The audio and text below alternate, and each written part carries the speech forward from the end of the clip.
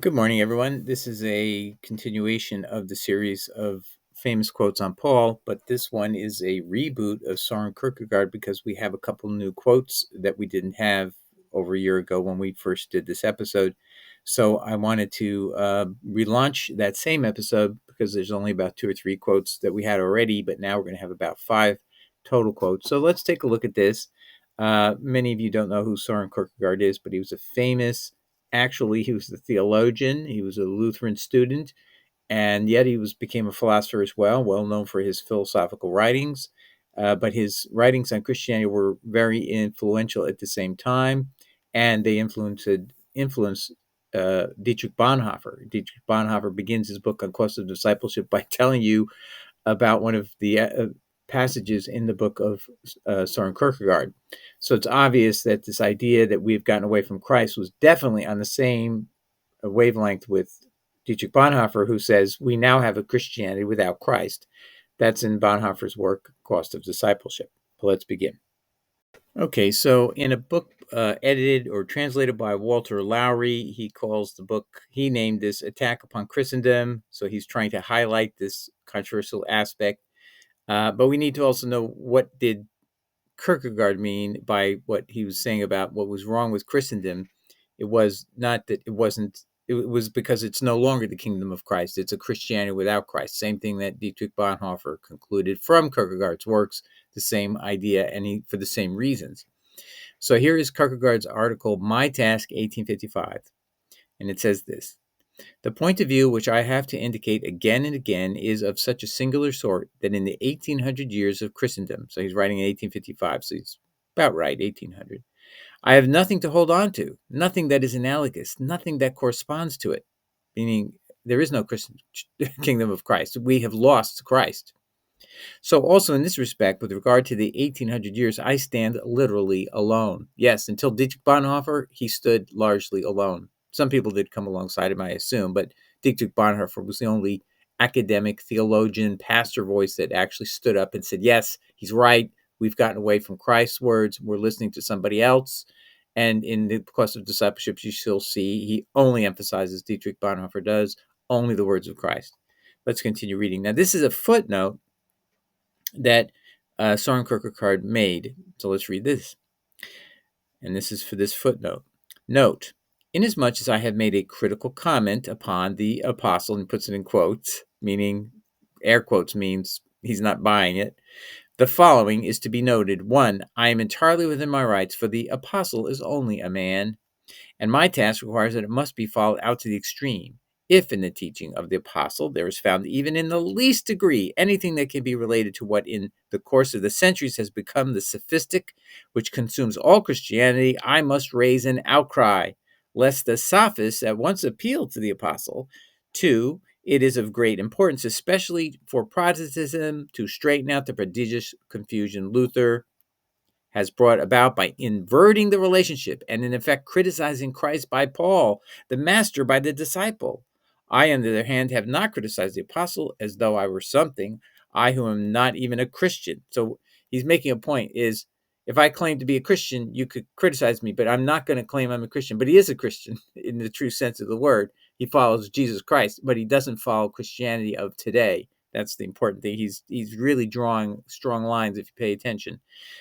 But I don't believe that's the right thing. I would never concede the name Christian to anybody else but a follower of Christ. And somebody who's not following Christ and following a different person and their teachings that contradict Christ, then that person's not a Christian and not a true Christian. And that's how I think we need to keep definition of terms, hold on to them. And that's what Dietrich Bonhoeffer decided. I'm going to defend that Christianity is a good term to use. So he said we have a Christianity without Christ, and we need to get back to a Christianity with Christ. That's the right answer. But anyway, I think Soren Kierkegaard was trying to shake people up. Like, why would a person who's a theologian and a Christian, a real Christian, and a follower of Christ, why would he say I'm not a Christian? It's stunning. It's shocking. That's kind of what he was trying to do, shock people out of their comfort zones. But anyway, let's continue.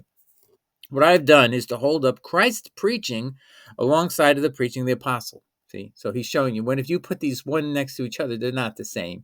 So the Christianity you're following is not the Christianity of Christ. That's what he's saying. Those who follow and believe Paul should be treated on par with Jesus, and therefore eventually it gets to the point where you have to eviscerate Jesus because you can't have the two. The two are not the same. 3.3. One thing it is to be able intellectually to make a true observation. It is something else to want to belittle, to weaken the apostle, from which certainly I am as remote as anybody. So he says, I'm not trying to belittle him. I'm trying to raise up Christ. Very good point. But I have no problem, because Jesus said there will be false prophets coming to you. There'll be wolves in sheep's clothing. They're going to sound Christian. They're going to appear to be Christian. They're going to claim to be Christian, but they're not. They're wolves. And I think that's something that Dietrich Bonhoeffer got the better idea of how to handle this, how to defend Christianity. Soren Kierkegaard, though, he was trying to shock people into, wow, why would a theologian person like Soren Kierkegaard say these things? Let's continue. This is from his book, The Essential Kierkegaard, was printed in 2000, footnote at page 446. Quote, it is of great importance, especially in Protestantism, to correct the enormous confusion Luther caused by inverting the relation and actually criticizing Christ by means of Paul, the master, by means of the follower. So he basically said that previously, but he said a little more clearly here, or at least it's been translated in another work where my task is being translated differently than the translation by, let's see who this was, Walter Lowry. So this was a different translation by, I guess it was Edward and Edna Hong. So more recently, I read this context on page 282 of Kierkegaard, this work, Attack Upon Christendom, as titled by Walter Lowry. That's not Kierkegaard's own title, just so you know. So then do not dupe me. I do not call myself a Christian. And he puts that in air quotes. In a certain sense, then it seems easy enough to get rid of me, for in fact, the others are all of them men of a very different kidney. They are all true Christians. Yes, yes, so it seems, but it is not so. So he's letting people, they're going to say he's not a Christian, and he's not claiming to be a Christian, because he doesn't want to say he's a part of the Christianity that's going on right now, that Christianity without Christ. But then he says, you people who claim you're Christians, no, you're not Christians either, because you're not following Christ. So he's very, he's trying to shake people up, and he's trying to say, I can't claim I'm a Christian, and nor can you, when you're not following Christ. But he is following Christ. He's trying to get people back to Christ. That's what he's doing, as we'll see. Now, this is another work, Soren Kierkegaard, Papers and Journals, a selection, page 629. So I was reading this, and I thought this is another new quote. But we're going to have one more after this. Protestantism is altogether untenable. It is a revolution brought on by proclaiming the Apostle Paul at the expense of the Master, Christ. This can have its significance as a corrective at a particular time and place. If there is to be any question of retaining Protestantism beyond that, this is how it must be done. We confess that this teaching is a mitigation of Christianity, which we humans have allowed ourselves, appealing to God to put up with it. Okay, so having a Christianity where it's at the expense, Paul wins at the expense of the Master, means we are trying to tell God, you have to put up with our decisions. And he's right. We're trying to say we've decided what's more authoritative, Christ or Paul, and we put it all on Paul. We put all our chips on Paul. Let's continue. And instead, Protestantism is blazoned forth as an advance in Christianity. So he's mocking it. No, it is perhaps the most pronounced concession made to the numerical. This numerality, which is the hereditary foe of Christianity, which wants to be Christian but wants rid of the ideality, or to have it downgraded and insist on being such and such a number. Pause there. So what he's saying is that Christianity, his entire explanation is it's all about making money. So he's right. If you think about it, if you tell people you're going to repent or perish, or you have to turn away from sin and turn to righteousness, if you tell people to do that, most people don't want to do that. So most people will not listen to you.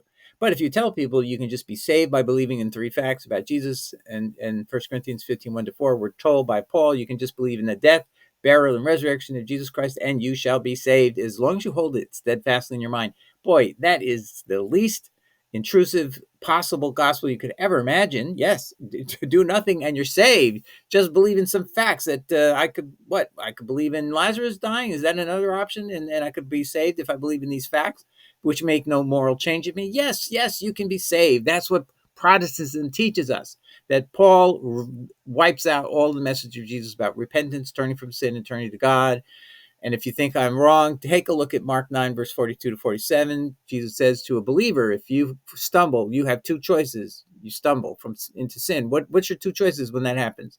You can either go to heaven maimed or hell whole. You have to repent of your sin by cutting off the body parts and staring you in sin, or you will go to hell whole. That's what he said. But that's not what Paul would say. That would be, oh my gosh, if you follow Jesus' teachings, Paul's saying, if you read Ephesians 2, 8, and 9, it's telling you that you will be damned because you inevitably will boast. If you have to cut off body parts and sin, you might tell someone in a boastful way and you're going to be lost. So you have to be saved by faith alone and stop trying to be righteous before God. Just accept and wallow in the covering of Christ. That's Paul's teachings. And that's inimical to the very doctrine of Mark 9, verse 42 to 47. Please go look at it if you think I'm wrong. Anyway, let's continue. Okay, now I was reading a book by Anthony Straub, What You Must Know About Paul of the New Testament. And he includes at page 5 this new quote I had never seen before. And it reads the way he does it. In the parentheses, obviously, are his insertions of what is understood. With Paul's doctrine, it becomes the disciple who decides what Christianity is, not the master, not Christ, but Paul. Okay, and he cites Soren Kierkegaard's writings, book 23, The Moment and Late Writings, Princeton University Press, 1998 at 602. Now, I always like to verify things, and I was able to verify here by word searching in Google, and it matches everything but these two words. So right here you see found inside, page 602, correct page, and you can read here Christendom, then it begins, becomes the disciple who decides what Christianity is, not the master, not Christ, but the only things missing are it and Paul. So I would say this is a validation. But even if you click in here, it will tell you no previews available. So you cannot find out exactly that the word it and Paul are there. But I would assume Mr. Straub actually read this book. It's available if you want to purchase it for $54 and verify yourself further. But I think this is a confirmation that Mr. Straub had a copy and did do the right translation here, or the right copying or typing it up into his book. All right, so that's it. That's a new translation. So let's dwell on this for a second. With Paul's doctrine, it becomes the disciple who decides what Christianity is. Is that how it works? Is that it? Is the apostles able to decide what Christianity is any of them? Even if the valid apostles, the valid 12 said, oh, well, Christianity is going to be something different than what Jesus taught. No. The very meaning of the word apostle means the messenger, carrying a message of somebody else. In Greek, it's a Greek term, apostolos, and it was somebody who was sent with a message. It would be in an envelope, typically sealed, and if that seal was broken by the time you got and delivered it, and you had corrupted the message, opened it up, added extra words or something like that, you'd be killed. These were not, messengers could not have any message of their own. They were carrying the message of someone else. They don't have authority except to carry and repeat and explain that person's words, not to do anything about adding to them, changing them, or overturning them, or throwing them out. And that's exactly what you end up happening with Mark 9, verse 42 to 47. You have to throw it out. Like my elder told me in 1997. That's how this all started. He led me on this path. He said, Doug, don't worry about Mark 9, verse 42 to 47. That was a different dispensation. A believer doesn't have to do that anymore. We don't have to go to heaven maimed or hell whole. We can just go to heaven totally wallowing in the righteousness imputed to us by Jesus Christ. And that's what we get from Paul's teachings.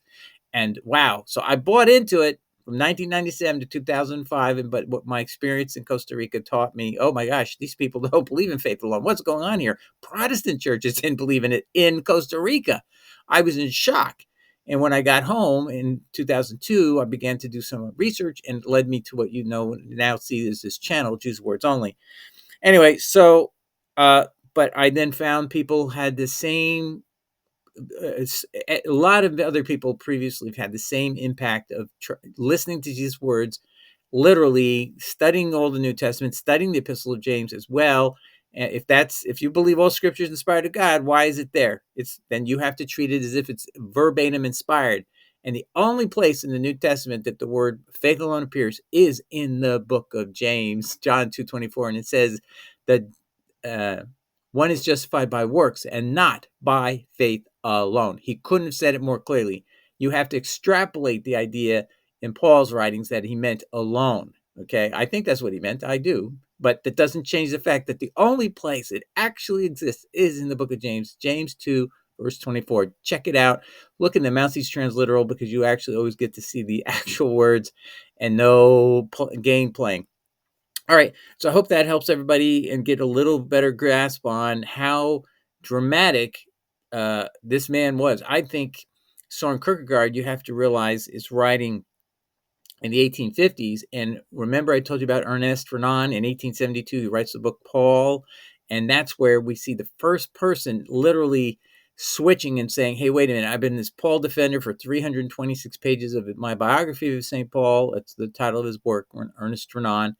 And then in 1872, at page 326, he flips and he goes, wait a minute, you know what? Now that I think about it, Paul is a hidden rock. And many people, many Christians have fallen into a life of error based on following Paul. And then he says the words of Christ will always be more superior to anyone else's words in Christendom. And he basically converted to the Jesus words only principle. Says that's who we should be following. And the Paul's words, we should just conclude, were from his own imagination. He never quotes Jesus. He never quotes Jesus talking to him in the third heaven. It even says in 2 Corinthians 12, verse 3-6, he says, it's illicit for me to tell you anything he said, and it was unintelligible. That's what he says.